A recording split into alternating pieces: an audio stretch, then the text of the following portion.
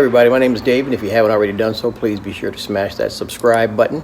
Also, make sure you like this video, comment on this video, share this video, and let's get into this. So I had somebody reach out that wanted to know how to operate a hand sander. So I happen to have a Dewalt hand sander that I bought years ago, and it's not that it's hard to operate. I'm just going to show you some of the basics, like how to change the sanding pad and also the speed adjustments and things of that nature. So this is my Dewalt XR brushless hand sander that I've used quite a bit here at home. It comes with the smaller 20-volt battery, but you can also go out and buy the bigger one, which I like to use. A little heavier, but they last a little bit longer. This thing has been amazing for me. It comes with this detachable sand or debris catcher. I typically leave mine on. It also comes with this 20-volt smaller battery.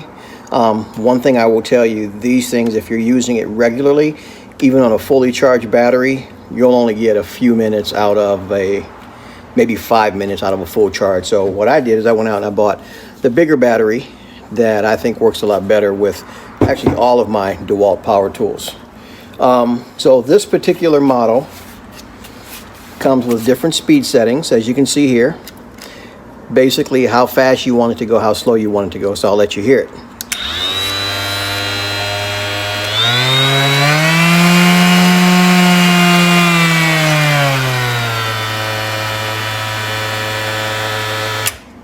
So you can hear the speed increase as you increase the dial from 1 up to 6.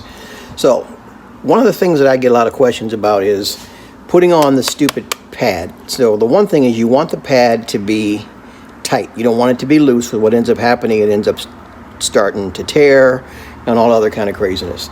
So I'm going to show you how you put on a brand new pad. So first thing you need to do is you need to go out to the store and you need to buy some fresh pads.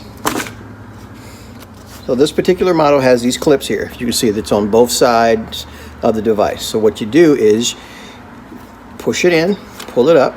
See how it's just locks in there on tension? Do the same thing to the other side here. Push it in, release it. So what happens is this thing bends. It allows you to take this out. But wait a minute, we're still stuck. How do I get this part out? So this here has a pressure pinch on it. So if you push it, it releases the actual pad. So what you do is you take your new pad. Now this can be a little tricky, and here's why. So once you get it going, you want it to grab from your pinch pad. But here's the trick. When you slide it underneath here, you don't want to go too deep, because what happens is it shortens you up on this side. And you want to make sure that you have enough to fold over so that you can lock it in place.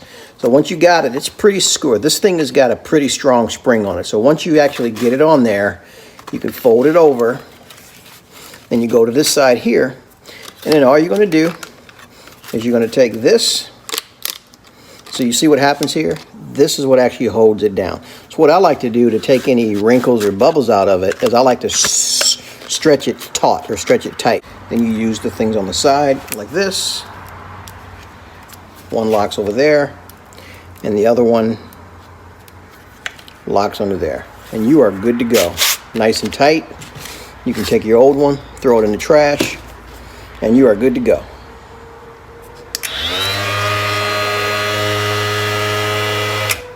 Then it's done. You just wash, rinse, and repeat whenever this gets so worn down, just like this one did, and you just replace it. There's different grits of paper that you can buy. I believe this is an 80 grit. Depending on what you're sanding, sometimes you want to start off with a rougher grit and then gradually work your way down to a finer grit. So again, I hope this information was helpful.